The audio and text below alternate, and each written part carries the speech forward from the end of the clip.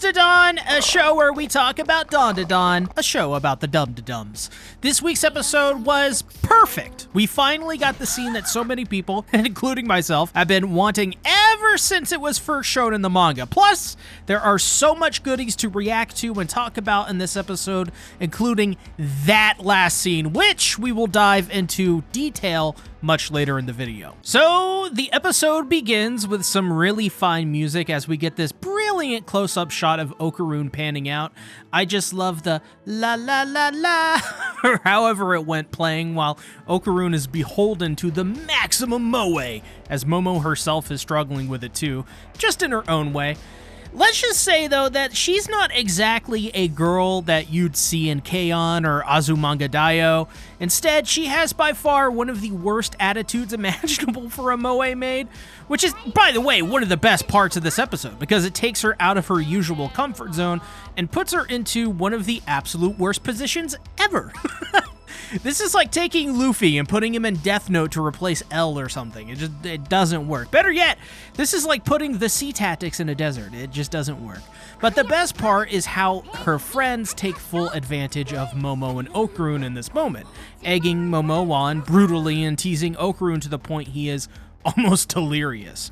And the cutest, most adorablest aspect of this is really just how Okarun can't look at Momo without blushing, and Momo is just, she is super embarrassed the entire time. Really adorable. By the way, this is basically my levels of Riz right here. I wouldn't be able to look at a cute girl in a maid outfit without first looking for the exits.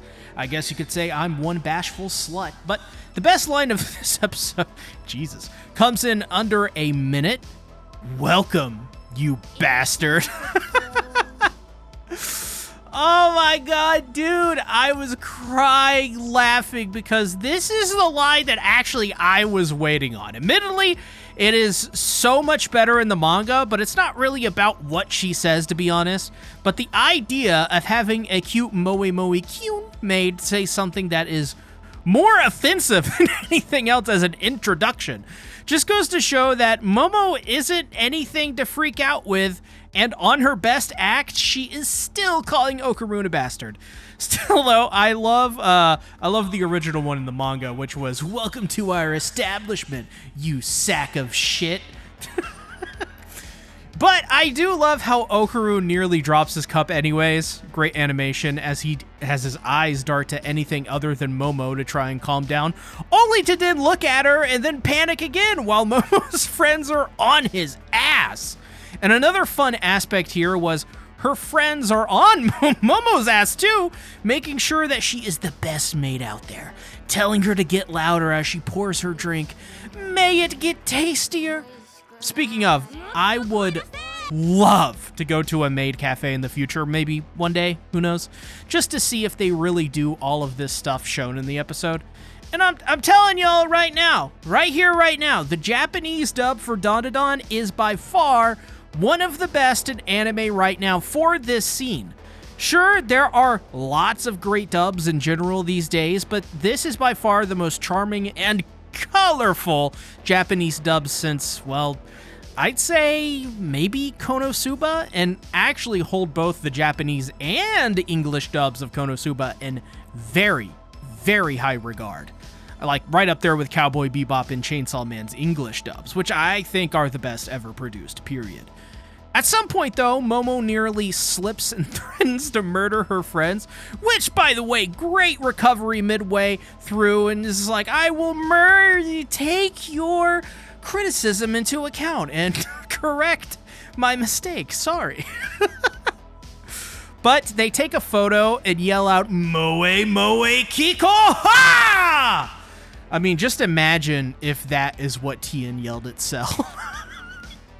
Better yet, put Tien in the maid outfit than have him yell, "Moe, Moe, Kiko, ha!"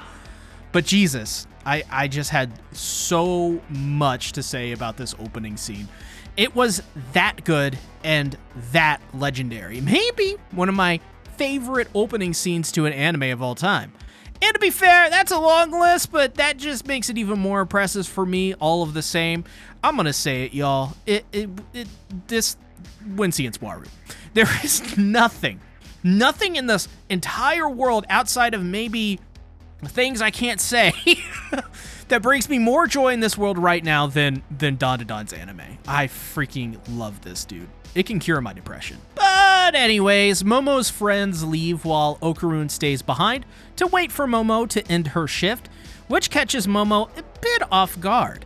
But before we even begin to discuss, well, what we're about to discuss, there are two details I noticed that I really loved, where Momo hearing what Okarun tells her and reacting to that, she just moves the sign back and forth. It's super small, but Science Saru does stuff like this basically every episode. So when I noticed, I try to call it out because it brings a more human feel to the series, which is in direct contrast to the premise of aliens versus ghosts. And I'll explain why further this is important. These moments are usually only used when Momo and Okarun interact, in scenes where there is some sort of emotional charge to them. Another aspect that I think further grounds Momo and Okarun is mostly nothing technically to do with the ship of Momo and Okarun, but Momo telling Okarun that she is cold. I like this because Momo feels like a real person complaining about her job and telling Okarun that he should go because it's too cold for him. Because that is what she would do. She doesn't like being a moe maid, so of course she would further complain about her situation. Maybe complain's not the best word, but you know what I mean. I'm just saying, on the surface it may not seem like much, but these two examples serve to ground Momo and Okarun as people, which is what they should do. It is examples like this that make these two feel much more real. Plus, who doesn't love Mokarun, which is, I don't know if that's a name for them, but it is now. So when Okarun tells her that he is staying, I love how Momo tells Okarun that she is tough and she can handle it. And yeah, that's right. You go, girl. I loved this. This is why Momo and Mokarun are so great. Momo says she can handle it and is tough, and Okarun respects her and leaves. That is what we call trust, ladies and ladyboys. But as he begins to leave, there is a bit of a seeming contradiction. She clearly has the look of yearning for Okarun, which, like the episode title implies, makes her feel kind of gloomy. And this is a great way to describe the emotionality of this episode, because while she is physically tough, Momo still has a heart, and sometimes what the heart wants betrays us at times. But like I said, this is all just one big scene that shows how careful Science Saru is to portray this relationship. This is the kind of romance that I myself pine for in anime and manga. It's just fantastic writing. And for anyone who says or complains about romance in anime or manga, this should be a series you recommend just for that aspect alone. I think it is a viable reason to watch this series, just for that alone. And as the clocks tick by, Momo does her best because she knows at the end of the day, she'll be back in the arms of her bed and covers to relax. And what we see here is really funny. Over time, she slowly loses her composure, but she still puts in every bit of effort that she can muster to be a good temp employee. And for her efforts, she is rewarded with a compliment from the girls, which I loved. Because while she at first apologizes, the maids appreciate her for the effort she puts in. Truly put, these employees at the Maid Cafe really do believe in what they are doing, and that is what I like. It portrays these people as real, authentic people. These are little context clues to a bigger world outside of the frame of the series. These maids are not just putting on a show, they are actually invested, and it brings them confidence, which then energizes them. It's not unlike me being a YouTuber. This job brings me so much satisfaction, and while I often complain about the more hard aspects, it is just because I'm constantly overworked and tired. Probably burnout is the key word there, but I give it all my all because I get to sit here, write and perform a bit of a satire of myself every week, while also informing you guys and gals and artistically expressing myself through editing, writing, visual design, and promotion. It ain't easy, but it sure is reinvigorating when I look back on it after a hard week. Anyways, it turns out that Momo was feeling gloomy because she thought Okarun wasn't there and she would have to walk home alone. But instead, Okarun shows up carrying and looking at the photo they all took together at the bar. This is genius and also very sweet of the too shy boy. Despite his goober nature, it does show to Momo that he cherished that moment between all of them because he loves her for who she is. He didn't cringe at her being cringy, he embraced the cringe and became mutually cringe-tacular. And the chemistry is almost undeniable, and my heart honestly nearly sprung a leak. Yes, I almost cried seeing this. Not even lying. Happy tears, of course. So Momo sees the photo and realizes what is happening here, and takes Okarun's hand in her own because she herself is overcome with the feelings of value that not only her friends gave her and the Moe maids, but also Okarun. It's genuine love, people. Isn't it cringe-tacular, but like also sweet and wholesome? We then get a hard cut to Ira, I swear I'm not brain damaged, Shiratori, aka the bestest of the best girls, who is sucking down Boba while watching Manjiro try to move Gigi. Turns out he's made some great progress in training with Seiko, so Seiko tests Gigi's newfound breakthrough by splashing soy sauce onto him. Wincy and Swaru moment right here, boys. And hey! More Wincy and Swaru as Gigi successfully fights Evil Eye using the techniques Seiko taught him. This is actually a major breakthrough in Gigi's character for obvious reasons. But things change when Momo and Okarun arrive home as Ira bumps into Gigi and spills boba on him while they all pour hot water in slow motion in an incredible sequence that leads to Evil Eye nearly killing Momo as everyone is pretty much just forced to watch helpless. But hey, Momo, she's a toughie. She doesn't fret and uses her powers to push Evil Eye back, that is until Evil Eye closes the gap again, only leading to Momo spitting the water in her mouth out onto Evil Eye to stop him from choking her. This was absolutely a great play here by Tatsu, and not gonna lie, it nearly got me. I thought for sure there was nothing they could do. But this moment, seeing Okarun and Momo embrace each other and support one another while Okarun pushes Gigi away and sees all of the damage Evil Eye has done, he feels guilty. And how could you not? Even Ira feels guilty somewhat as well, and that's Ira we're talking about. But what this does in turn is push Gigi away and isolate him from the group while it emboldens Okarun to learn how to fight so that he can better protect Momo. Once again, this is yet another incredible moment when you think about it. This scene quite literally progresses every single character in that room. Just one mess up by Ira caused everyone else to reflect on the situation and come from it with a conclusion that further pushes them to grow stronger. I mean, that is impressive and shows Dandadan isn't just a regular shonen. It is actual art with a ton of hard work put into it beyond its preconceived notions of it being a shonen. So Okarun goes down the block, probably walked there because it's so close to Seiko's, to meet up with Mr. Mantis, who is now sporting a rather good-looking human look. However, Okarun has come to Mr. Mantis to ask him to basically become a Sugoku under his wing so that he can learn how to throw a punch. But in return, he is rejected on those merits and is told to help him carry sacks.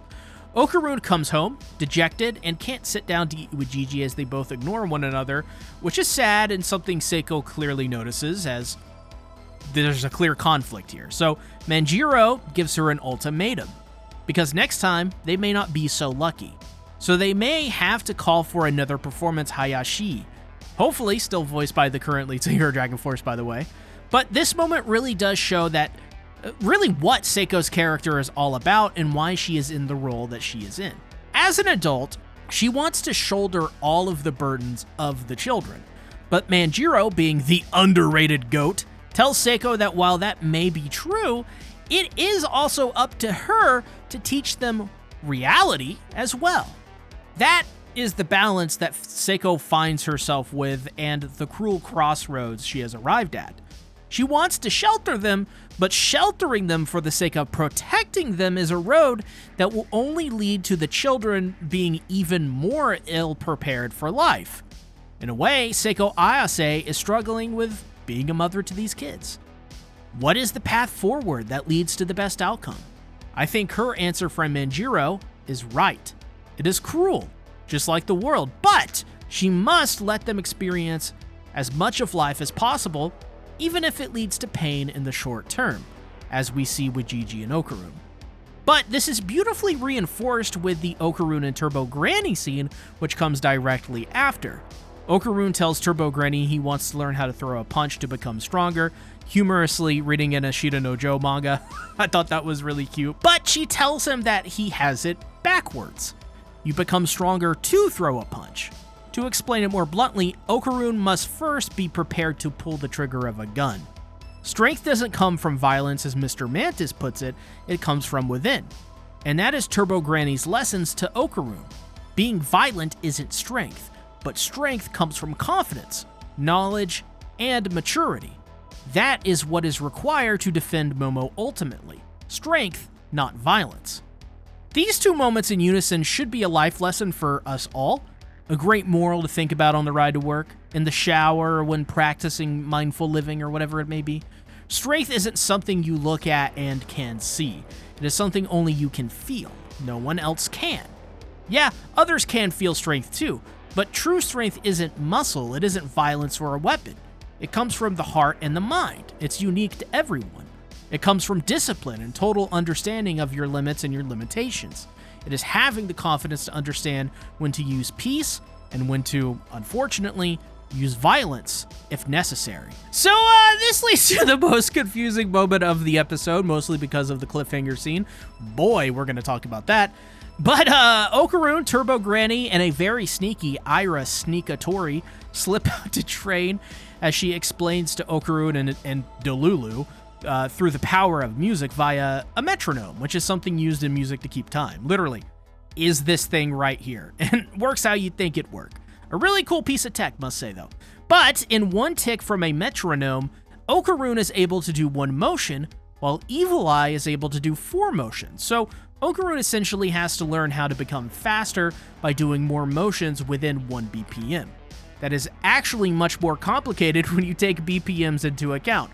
1 BPM, by the way, is 1 tick per minute. But if Evil Eye is moving at 4 ticks per tick of a metronome, that's literally 240 BPM movements.